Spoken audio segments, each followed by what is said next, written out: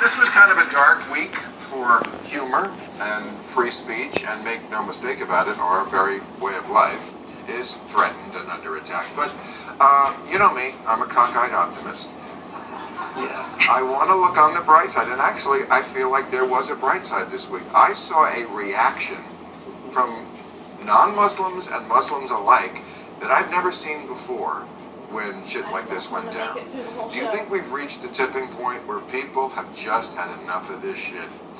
Well, I hope so. I was going to say, you know, when you were talking about hacking, that today the hacking group Anonymous announced that what they were going to do was take down every jihadist website they could find. Ah. So this is hacking for Oh, that's awesome.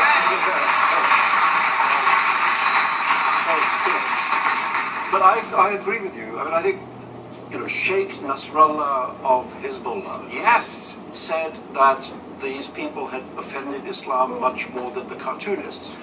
6 years ago, he said that if I had been killed, the Danish cartoonists wouldn't have done what they did. So he's maybe moderated his opinion. What do you think? Yeah, the Iranians. I mean, when you get the Iranians standing up against terrorism, Something's going on. something's going on. Right. Maybe they're cracking.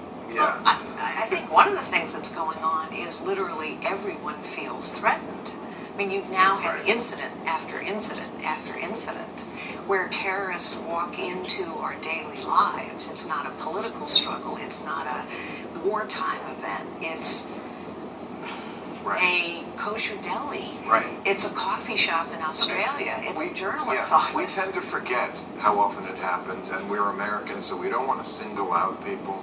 But when you look at that list, just since 9/11, then we had the Madrid bombings in 04, London in 05, Mumbai, the Kenyan Mall, Benghazi, which was one of 20 cities that erupted when that movie, Innocence of the Muslims, was on the internet.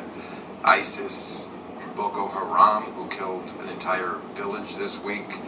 Pakistan this week, last year, killing all those kids at the school.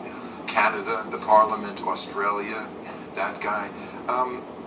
And that's just the terrorists. Let's not forget also governments. That's the thing I think that gets lost. It's inside the establishment and it's outside. Saudi Arabia today. Yeah. A blogger gets 1,000 lashes They for flogged a blogger for saying something that a priest didn't like. Right. And let's not forget Syria slaughtering 300,000 of their own citizens. Right, but I mean, like Turkey, the president of Turkey said women are not equal to men. Our religion has defined position for women, motherhood. I can't imagine a Western government leader saying that. And, you know, what we've said all along is, and have been called bigots for it, is when there's this many bad apples, there's something wrong with the orchard. Well, can I just...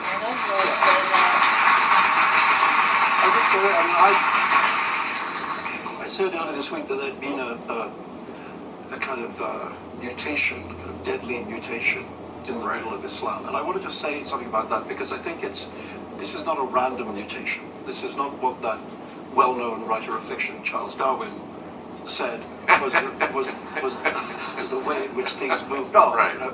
But this has been a mutation that a lot of work has been put into. A lot of it, as you say, governments, from the Sunni side, the Saudi government, on the Shia side, the Iranian government, have been putting fortunes of money into making sure that extremist mullahs are preaching in mosques around the world, and in building and developing schools in which people, a whole generation, is being educated in extremism, and trying to prevent other forms of education. When those children were killed in Pakistan, what they were trying to stop was real education. The term Boko Haram, Boko means book, Haram means unclean. So they're trying to say that actual education is unclean. They're trying to, and listen, this is the point, is that we, although there have been this, I want to express my grief for our fallen comrades, I think these are people who died doing what we do, Right. being rude about people. What the hell? But, in a way, we're the sideshow. This is a project to seize power in the Islamic world. And whether it's the Taliban or ISIS or Boko Haram or Al-Shabaab or any of these groups, what they're trying to do is to create a mindset which allows them to conquer the world of Islam. And we're the sideshow. I mean, I don't know, we don't like being the sideshow. I think that's critical for Americans to realize. It's not about us. No. Okay, and I know we tend to always make it about us. But it seems to me the real fight is not Islam versus the West. It's within Islam. It's within between Islam. Yes. the terrorists and the tolerant. It's between Al-Qaeda and Malala. Here's the thing about Yes, that. but it is Americans who are being beheaded by Right. ISIS right now. And here's So the it thing actually about is that, about about us. making that distinction, and there should be a distinction, because obviously the vast majority of Muslims would never do anything like this. But they share bad ideas. This is the thing that caused the big ruckus when Ben Affleck was here, was that Sam Harris said, Islam is the mother lode of bad ideas, and everyone went fucking nuts on this side of the panel. But it is. The guy who shot up these two guys who shot up the cartoonist the other day, they were revenging the prophet, they said, when they did a bad idea. Well, to martyrdom, a bad idea. The Women are subjugation of second-class women, citizens, a bad idea. And unfortunately, the terrorists and the mainstream share a lot of these bad ideas. But not entirely, because I mean, Not entirely. You don't. I mean, don't come to me for a defense of Islam. You know. That's like, as I once said to my mother, that's not my team. What did she say? She said, "Why do you blame God for what these people do?" It's like a wonderful piece of infantilizing of the deity. You know, if God is not responsible for what people do in His name, what kind of, he's some kind of baby God. Anyway, but it's very important to note that what happened in France this week was an enormous. I mean, people are always saying Muslims have to stand up against terrorism. Well, this week they did. You know, and all over France, there were French people, French Muslims, standing up and saying, "We are French. This is not our team, not in our name." You know. Okay, but let me ask you another question about Europe, because earlier in the week, before this even happened, there was a rally in Germany, and rally in Germany right away, kind of red flag. But it was against the Islamization of Europe. And then, people here right away, oh, that sounds racist. But, there was a piece 60 Minutes did you see that in November, about The lights London. are on out there, babe. London, where you've lived, and most of us have traveled.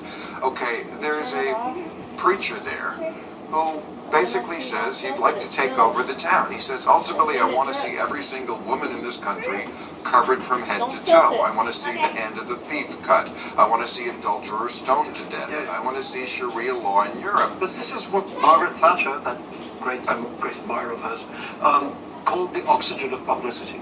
This guy, Anjem Choudhury, he's a joke. He's known in England as being a bit If you don't mind, but when people say things like that are offensive, evil, dangerous, we must have the courage to call it by its every name. time. Yeah. That is evil. Every time. That is But dangerous. he We may be a cannot joke, turn away and pretend it's not They happening.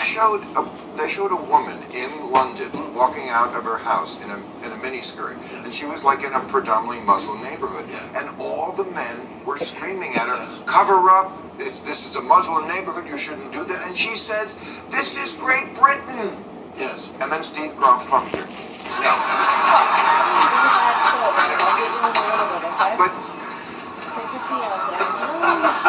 But I kind of get why people. Why do you think people think about you the way? I know.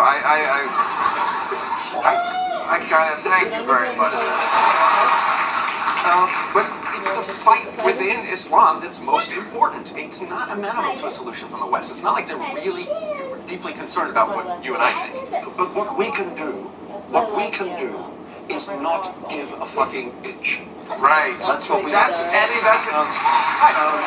am so with the Muslims. I keep saying I'm the liberal in this debate because all my life I've been a liberal for the people who are the downtrodden and the oppressed. Blacks, gays, women, the bullied, whoever it is. And Muslims are oppressed by their own people. That's a liberal thing. But not if they start going wobbly on this idea of, you know what?